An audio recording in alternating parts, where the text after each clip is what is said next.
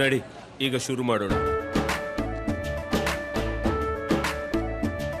ಕೇಸರಿಯಿಂದ ಮನೋಲ್ಲಾಸ ಮನಸ್ಸು ಮತ್ತೇರಿ ಕುಣಿದಾಡಿದೆ ನೋಡು, ಮನಸ್ಸು ಮತ್ತೇರಿ ಕುಣಿದಾಡಿದೆ ನೋಡು.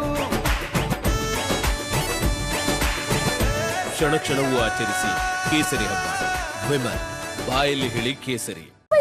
ಒಂದ್ ಕಡೆ ರಘುಪತಿ ವರ್ಸಸ್ ಯಾರು ಅಸಾದಿ ಅಂತ ಏನ್ ಹೇಳಿದ್ದಾರೆ, ಆಲಿಯಾ ಅಸಾದಿ ಅಂತ ಹೇಳಿ ಇವರಿಬ್ಬರ ಮಧ್ಯೆ ಇದೀಗ ಫೈಟ್ ಶುರುವಾಗಿರುವಂತದ್ದು. ಒಂದ್ ಕಡೆ ಬಿಜೆಪಿಯಿಂದ ಟಿಕೆಟ್ ಮಿಸ್ ಆದ ಬೆನ್ನಲ್ಲೇ ರಘುಪತಿ ಭಟ್ ಅವರು ಸ್ವತಂತ್ರವಾಗಿ ಅಭ್ಯರ್ಥಿಯಾಗಿ ಒಂದ್ ಕಡೆ ನಿಂತಿದ್ದಾರೆ. ಇದಕ್ಕೆ ಆಲಿಯಾ ಅಸಾದಿ ಕೌಂಟರ್ ಕೊಟ್ಟಿದ್ರು. ಟಿಕೆಟ್ ತಪ್ಪಿದ್ದಕ್ಕೆ ರಘುಪತಿಗೆ ಆಲಿಯಾ ಕೌಂಟರ್ ಕೊಟ್ಟಿದ್ರು. ಆಲಿಯಾ ಕೌಂಟರ್ಗೆ ರಘುಪತಿ ಭಟ್ ತಿರುಗೇಟು ಕೊಟ್ಟಿದ್ದಾರೆ. ರಿಪಬ್ಲಿಕನ್ನರಾಗಿ ರಘುಪತಿ ಭಟ್ ಪ್ರತಿಕ್ರಿಯೆ ಕೊಟ್ಟಿದ್ದಾರೆ. ಹಿಜಾಬ್ ವಿಚಾರ ಶುರುವಾಗೋದಕ್ಕೆ ಆಲಿಯಾನೇ ಕಾರಣ.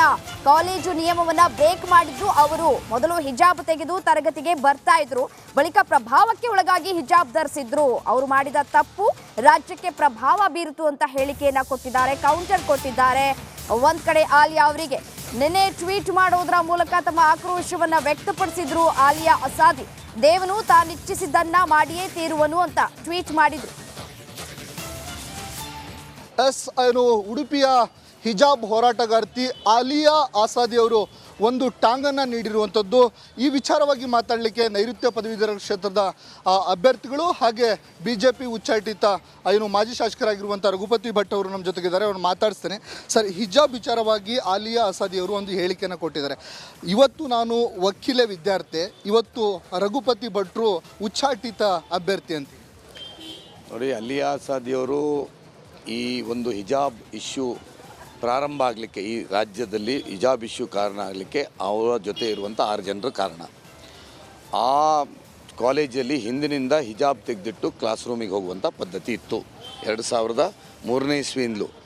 ಅದನ್ನು ಈ CFIಯ ಒಂದು ಪ್ರಭಾವಕ್ಕೊಳಗಾಗಿ ಅದನ್ನು ಧಿಕ್ಕರಿಸಿ ಯೂನಿಫಾರ್ಮ್ ಒಂದು ಪಾಲಿಸಿಯನ್ನು ಬ್ರೇಕ್ ಮಾಡಿದವರು ಅವರು. ಅವರನ್ನು ಎಲ್ಲಿಯೂ ನಾವು ಪಾಠಕ್ಕೆ ಬರಬೇಡಿ ಅಂತ ಹೇಳಲಿಲ್ಲ. ಆ ಕಾಲದಲ್ಲಿ ನಾನು ಶಾಸಕನಾಗಿದ್ದ ಸಂದರ್ಭದಲ್ಲಿ ಹೇಳಿದ್ದು, 1.5 ವರ್ಷ ಅದೇ ಹೆಣ್ಣು ಮಗಳು ನಮ್ಮ ಹತ್ರ CCTV ಫುಟೇಜನ್ನು ನಾವು ಹೈಕೋರ್ಟಿಗೆ ಕೊಟ್ಟಿದ್ದೇವೆ.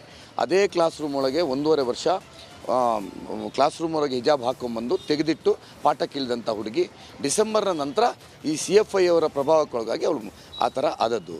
ಸೊ ಇವತ್ತು ನಾನು ಆ ಹುಡುಗಿಗೆ ಹೇಳ್ತೇನೆ, ಅವಳ ಭವಿಷ್ಯವನ್ನು ನಾನು ಬಯಸ್ತೇನೆ. ಭವಿಷ್ಯದಲ್ಲಿ ಒಳ್ಳೆಯದಾಗಲಿ, ಒಳ್ಳೆಯ ವಕೀಲೆ ಆಗಲಿ. ಆದರೆ ಇಂಥ CFI ಅಂತ ದೇಶದ್ರೋಹಿ ಸಂಘಟನೆ ಒಟ್ಟಿಗೆ ದಯವಿಟ್ಟು ಗುರುತಿಸಬೇಡಮ್ಮ. ಅದರಿಂದ ಮುಂದೆ ದೇಶಕ್ಕೆ ಗಂಡಾಂತರ ಇದೆ. ನೀನೀಗ ಅವರಿಂದ ತಪ್ಪು ದಾರಿಗೆ ಎಳ್ಕೊಳ್ತಾ ಇದ್ದಿ. ನೀನೊಂದು ದೇಶಭಕ್ತ ಸಂಘಟನೆ ಒಟ್ಟಿಗೆ ಗುರುತಿಸ್ಕೊಂಡ್ರೆ ನಿನ್ನ ಭವಿಷ್ಯದಲ್ಲಿ ಒಳ್ಳೆಯದಾಗ್ತದೆ. ನನಗೇನು ಅವ್ರ ಬಗ್ಗೆ ವೈಯಕ್ತಿಕವಾದಂಥ ಏನಿಲ್ಲ. ನಾನು ಕಾಲೇಜಿನ ಸಮಿತಿ ಅಧ್ಯಕ್ಷನಾಗಿ ಕಾಲೇಜ್ ಅಭಿವೃದ್ಧಿ ಸಮಿತಿಯಲ್ಲಿ ಹಿಂದಿನಿಂದ ಇದ್ದಂಥ ಯೂನಿಫಾರ್ಮ್ ಪಾಲಿಸಿಯನ್ನು ನಾನು ತಂದವನು. ಅವಳು ಆ CFIಯ ಪ್ರಭಾವದಿಂದ ಒಳಗಾಗಿ ಆ ರೀತಿಯ ತಪ್ಪುಗಳನ್ನು ಆ ಹೆಣ್ಣು ಮಕ್ಕಳು ಮಾಡಿದ್ರಿಂದ ಇಡೀ ರಾಜ್ಯದಲ್ಲಿ ಗೊಂದಲಗಳಾಯಿತು. ಹೈಕೋರ್ಟಲ್ಲಿ ನಮ್ಮ ನಿಲುವಿನ ಪರವಾದಂಥ ನಿರ್ಧಾರವಾದದ್ದು ಅದರಿಂದಲೇ. ಎಲ್ಲವೂ ಒಳ್ಳೆಯದಾಗಿದೆ. ಈ ಬಾರಿಯೂ ನಾನು ಗೆಲ್ಲುತ್ತೇನೆ ಅನ್ನುವಂಥ ವಿಶ್ವಾಸವನ್ನು ಅವರು ವ್ಯಕ್ತಪಡಿಸಿರುವಂಥದ್ದು. ಕ್ಯಾಮ್ರಾ ಪರ್ಸನ್ ಚಿರಾಗ್ ಜೊತೆ ಭೀಮಾ ನಾಯ್ಕ, ರಿಪಬ್ಲಿಕ್ ಕನ್ನಡ, ಶಿವಮೊಗ್ಗ.